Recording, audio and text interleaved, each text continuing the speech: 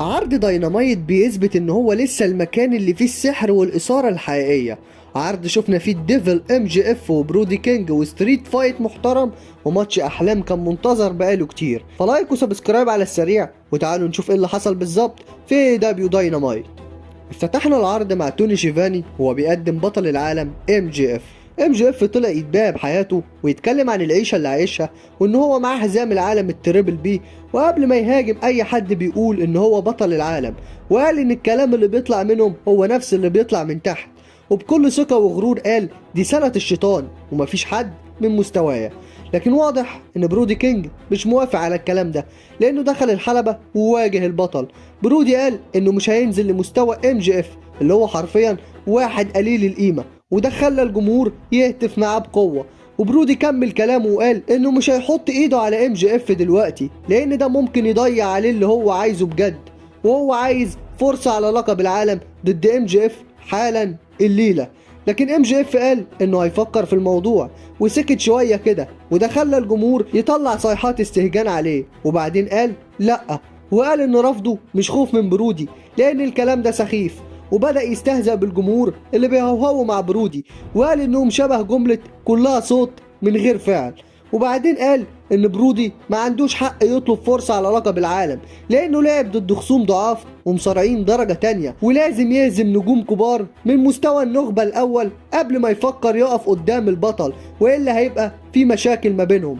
لكن هنا صوت ام جي اف بدأ يهدى شوية، لانه حس ان برودي كينج قدر يخوفه شوية، فغير كلامه وقال انه عنده شغل كتير لازم يخلصه الليلة. وخرج من الحلبة وهو بيتهرب من المواجهة ديت. وبتخلص الفقرة على كده. فقرة بتورينا ان ام جي اف خصومه عمالة تكتر وهو مش عارف يلاقيها منين ولا منين. الكل عايز اللقب، ساموا جو، هانج مان، سويرف، كيني اوميجا، وكمان النهارده برودي كينج كمان. فده عامل قلق كبير جدا لام جي اف، ودي حلاوه فوزه بلقب العالم بجد، عشان ده فتح قصص كتير قدام. وبس كده فقره كانت حلوه في بدايه العرض. بعد كده بنروح لماتش ساموا جو ومايك بيلي. الماتش كان ماتش كويس، بس النهايه بتاعته كانت متعبه شويه بسبب التدخلات الكتيره. الماتش كان فيه حدة عالية من البداية. ساموا جو كان داخل وعايز ينتقم عشان مايك بيلي وفريقه هزموه الأسبوع اللي فات على ألقاب التريوس، فجو كعادته كان مسيطر بقوته، ده غير ضربات الشمس بتاعته اللي كانت بتسمع في القاعة كلها. أما بيلي كان بيحاول يستخدم سرعته وركلاته عشان يرجع في الماتش ويعمل كومباكس، لكن للأسف الماتش باظ شوية بسبب تدخل هوك وكاستيوري شباتا اللي فضلوا يضربوا بيلي كذا مرة بره الحلبة والحكم مش شايفهم. فدي خلت رجوع بيلي للماتش صعب يتصدق وكسرت الإيقاع. وفي الآخر بعد تدخل تاني من شباتا اللي مسك رجل بيلي، فجو استغل الفرصة وخلص الماتش بالمايسكال بوستر عشان يفوز. الماتش في حد ذاته كان فيه شغل مصارعة حلو قوي بين اتنين لعيبة تقال. بيلي ورانا انه ممكن ينافس الاسماء الكبيرة، وجو كان وحش كالعادة، بس كترة التدخلات خلت الماتش المتعة بتاعته شوية تقل، فكان ممكن يبقى احسن بكتير لو كان النهاية انضف شوية. فعشان كده هدي للماتش ده 6.5/10. بعد كده بنروح لماتش الستريت فايت بين الدون كاليس فاميلي والديس رايدرز. الماتش كان فوضى بمعنى الكلمة، مفيش عد بره ومفيش ديسكواليفيكيشن، والحلبة كانت مليانة الجو اللي بيحبه جون موكسلي طبعا. وكان لانس ارشر هو الجبل بتاع فريقه، بيشيل ويخبط اي حد بيجي قدامه. وروكي ريميرو وهيتشاسيرو كانوا بيحاولوا يلعبوا على السرعة واستغلال الادوات. اما موكسلي وفريقه كانوا داخلين وعايزين يخلصوا طار قديم مع العيلة ديت. وجارسيا ويوتا كانوا بيقاتلوا بكل شراسة عشان يثبتوا نفسهم. فالماتش كان رايح جاي بينهم لحد ما اتدخل كلاوديو كاستانيولي وباك فجأة عشان يساعدوا فريقهم. فوجودهم عمل فرق السما من الأرض، وساعد الديس رايدرز انهم يسيطروا على ارشر ويهمدوه. فبعد الفوضى دي كلها والتدخلات اللي حصلت، دانيال جارسيا وجون موكسلي بيخلصوا الماتش على روكي ريميرو. الماتش كان مسلي جدا لو بتحب النوع ده من المصارعه اللي فيه هارد كور. تدخل كلاوديو وباك كان تدخل ممتاز جدا، وخلى للماتش طعم تاني وخلت الناس تتفاعل قوي. يمكن كان فيه شويه اخطاء بسيطه، بس ده طبيعي في ماتشات الستريت فايت. فدي للماتش ده 7.5/10. بعد كده بنروح لماتش الاف تي ار ضد جوردان اوليفر واليس برايس في اول ظهور ليهم في الاي اي دبليو.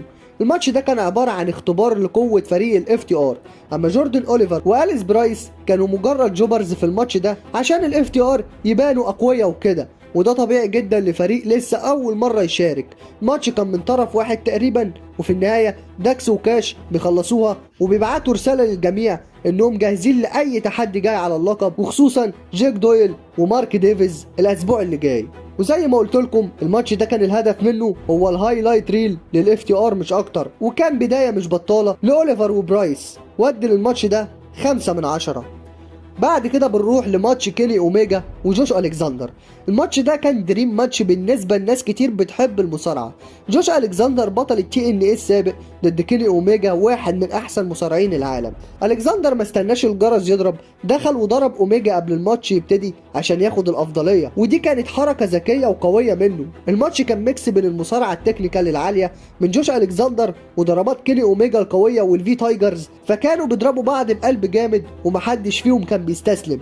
وكمان شفنا نير فولز كتير خلت الجمهور على اعصابه. الكسندر كان قريب جدا من الفوز اكتر من مره، ولكن في الاخر كيني اوميجا قدر يرجع في الماتش بعد معاناه كبيره، وده كان باين عليه جدا. وفي الاخر بيفوز بماتش صعب جدا وبيثبت انه لسه ذا بيست بوت ماشين. الماتش ده كان ممتع جدا وورانا مستوى عالي من المصارعه اللي بنحب نشوفه رغم بطء كيني اوميجا. فجوش الكسندر اثبت ان هو اضافه قويه جدا للاي اي دبليو، واوميجا ورانا جزء صغير جدا من ادائه اللي ضايع، وده كله طبعا بسبب مرضه. لكن كان ماتش من غير تدخلات، ودي كانت حاجه كويسه. ويمكن عيب الماتش ده هو بطء كيني اوميجا، وده بسبب مرضه زي ما قلت لكم. وكمان الماتش كان قصير جدا بالنسبه لماتش احلام بالنسبه لناس كتير، لكن برضه هدي الماتش ده 8/10. بعد كده بنروح للحدث الرئيسي، سويرف ستريكلاند ضد الجيت كيفن نايت. الماتش ده كان ختام ومسك للعرض حرفيا. سويرف ستريكلاند اللي هو واحد من مطاردين لقب العالم ضد كيفن نايت بطل التيريوس الجديد. وكان في شويه كلام في الكواليس ان ام جي اف بيتفرج على الماتش ده عشان يشوف مين ممكن ينافسه. الماتش بدأ هادي شويه بس بسرعه سخن، وبقى في ضربات قويه وحركات كيفن نايت. نايت ورانا ان هو مش جاي يتغلب بسهوله، وانه مش لقمه سهله للسويرف. لكن سويرف كان مركز جدا، كان بيحاول يخلص الماتش بأسرع وقت عشان يوري ام جي اف انه ذا ريل ديل. استخدم ذكائه وقوته عشان يسيطر على نايت، وبعد محاولات كتير من نايت للرجوع في الماتش سويرف بينفذ عليه فيرت بريكر عنيفة، وبعدها هاوس كول مجرمة عشان يثبت نايت ويكسب الماتش بشكل مقنع جدا. في رأيي ان الماتش ده كان ماتش حدث رئيسي ممتاز لعرض اسبوعي. سويرف ستريكلاند بيبعت رسالة واضحة انه جاهز للقب العالم، وكيفن نايت قدم اداء مشرف جدا كواحد عايز يبقى مين ايفنتر في المستقبل. والنهاية كانت نضيفة وخلت سويرف يبان كتهديد حقيقي لام جي اف. فدل الماتش ده 8/10 لانه كان مهم جدا من ناحية بناء القصة اللي جاية. عرض النهارده يا رجاله شفنا فيه سيطره كامله من سويرف ستريكلاند في المين ايفنت عشان يوجه رساله مرعبه للبطل ام جي اف، وشفنا تدخل كلاودي وباك اللي قلبت موازين الستريت فايت، وشفنا كيني اوميجا وجوش الكسندر قدموا ماتش كويس لكن كان محتاج وقت اطول من كده. وكل ده حصل في وسط اجواء مشحونه مهدت لصراعات ناريه في الاسابيع اللي جايه، خصوصا على لقب ام جي اف.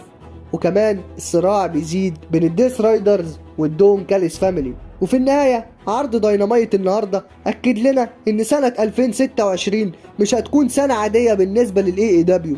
إحنا قدام بطل مستفز وذكي زي ام جي اف، وقدامه طابور من المصارعين زي سويرف وأوميجا مستنيين الفرصة. فدلوقتي جه دوركم عشان تقولوا مين في رأيكم المصارع اللي يقدر فعلا ينهي سيطرة ام جي اف وياخد منه اللقب.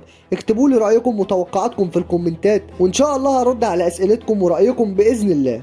وبس كده، لو وصلت لحد هنا ما تنساش انك تعمل لايك للفيديو وتشترك في القناه لو انت لسه ما اشتركتش، وفعل زر الجرس على اولى وكل عشان يوصلك كل جديد. وبس كده خلص الكلام، واحلى سلام على جيش راس الاسلام.